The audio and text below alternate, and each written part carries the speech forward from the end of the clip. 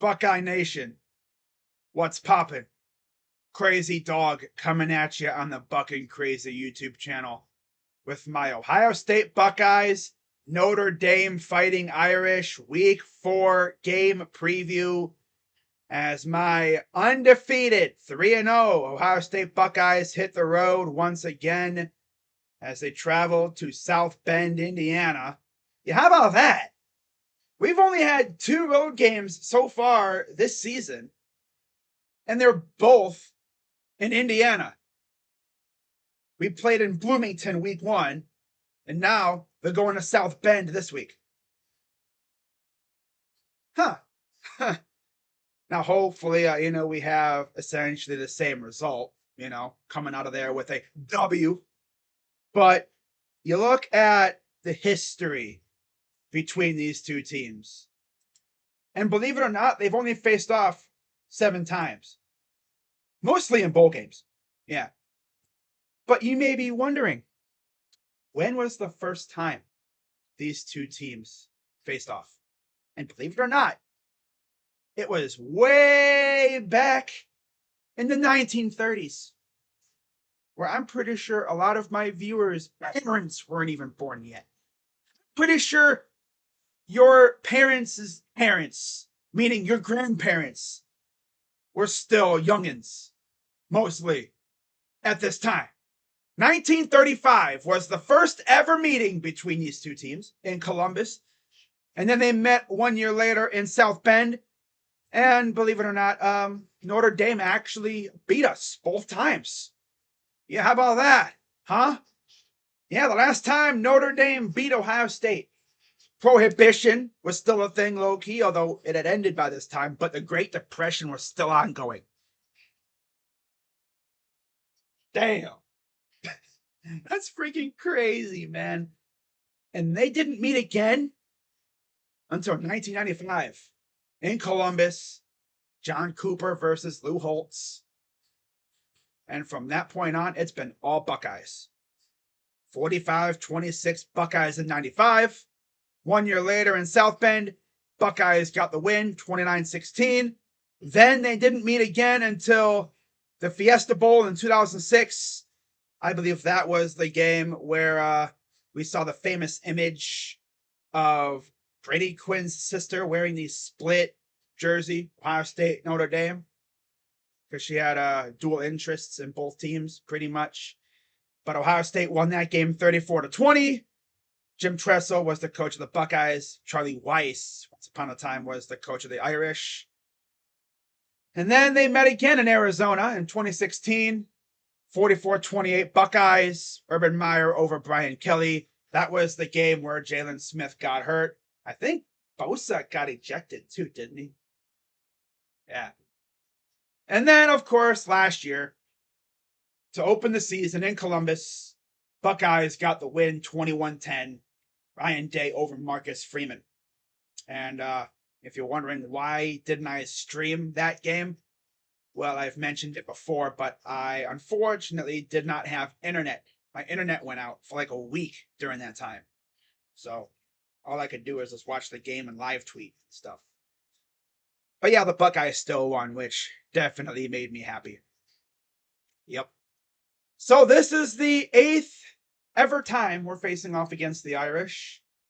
And we're trying to make it 6 straight W's over Notre Dame.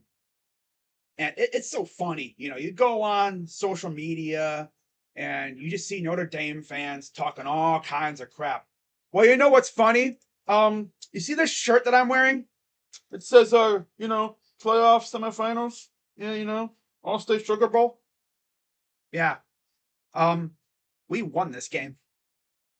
When was the last time Notre Dame won a bowl game? It's been a while. Yeah, they haven't had the best success in bowl games, especially in the CFP era. I'm not going to get into that because I don't really want to trigger Notre Dame fans. I mean, that's the last thing I really want to do is have Notre Dame fans polluting my comment section with crap, But overall, this should be a really good game. I mean, I'm not even hating when I look at this Notre Dame team. They're a solid-ass team. Now, they're 4-0. We're 3-0. And they've looked really good in their 4 games. They beat Navy, Tennessee State, NC State, and Central Michigan. Wow, what a powerful group of teams. Yeah, Navy. Ooh, Tennessee State. That's a powerhouse. NC State. Wow. And then Central Michigan. Oh, crazy dog. What are you talking about? Who have you played? Indiana, Youngstown State, and Western Kentucky. Believe it or not, Youngstown State and Western Kentucky are actually really, really good teams. I mean, before we faced them, Western Kentucky was putting up numbers. Right? Yeah. Now, Indiana, they're ass, but still. Yeah. But, our defense has been absolutely phenomenal so far this year. And they're going to have a big test this week going up against the Irish offense. Of course, you have Sam Hartman at quarterback, the grad transfer from Wake Forest. Irish fans have been flexing him ever since he came to Notre Dame, They have Audric Estime at running back. He's been amazing this year. Your receivers are nice. Chris Tyree, Jaden Thomas, Tobias Merriweather. You have Rico Flores. Offensive line's pretty good too. Yep. Yeah, Notre Dame doesn't just have a tight end to kill you with like they've had in the past. They have other weapons. And then you look at their defense, of course, Javante Jean-Baptiste, former Buckeye, is now over there as a grad transfer.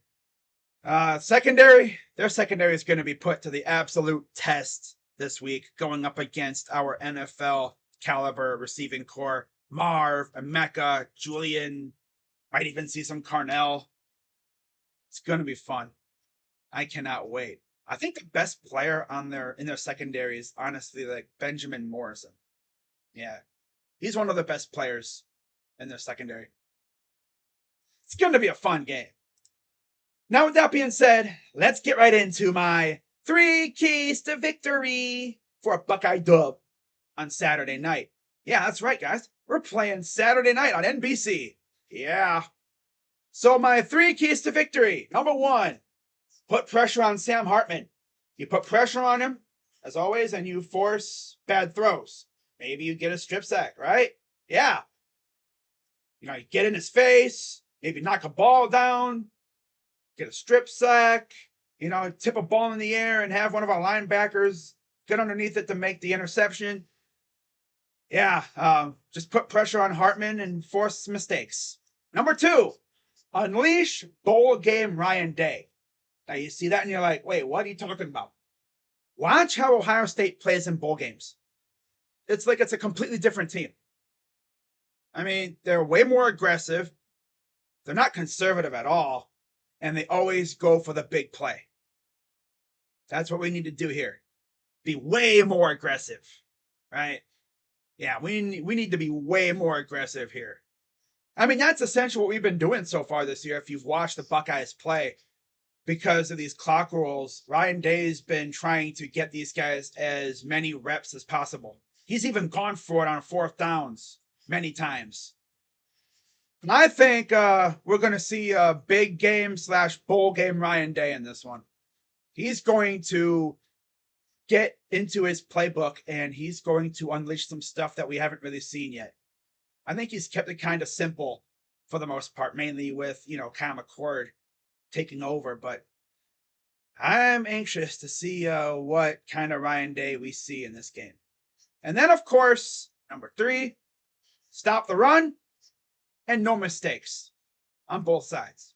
Know your role, you fill your lane on the run defense, and you stay on your man in the pass defense department. No dumb penalties. Always look for the damn ball, right? I don't need to see you grabbing on dude's jersey trying to yank it off.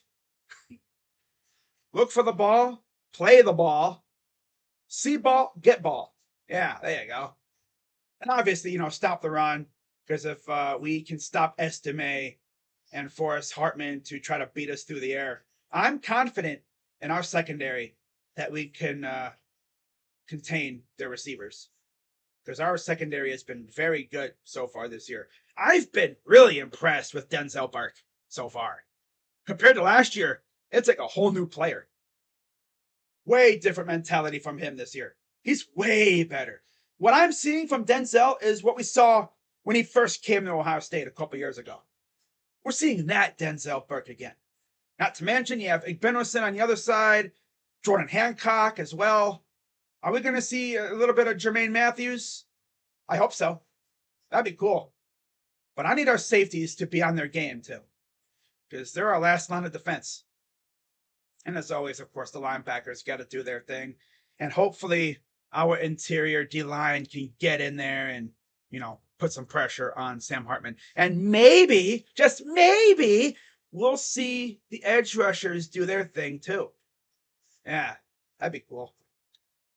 Now, with that being said, let's get into my players to watch.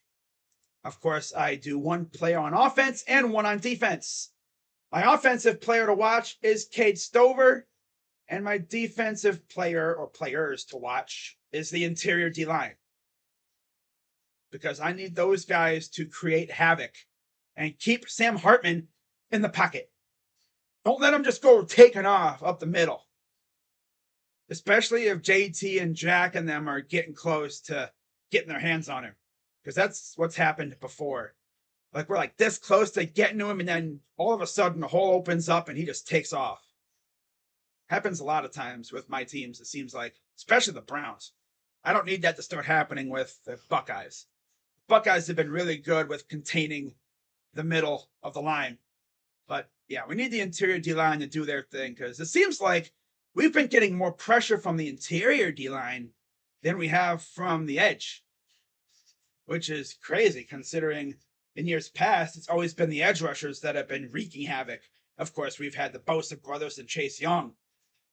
I mean, JT, my guy, what are you doing? I want to see you make some noise, man. Damn.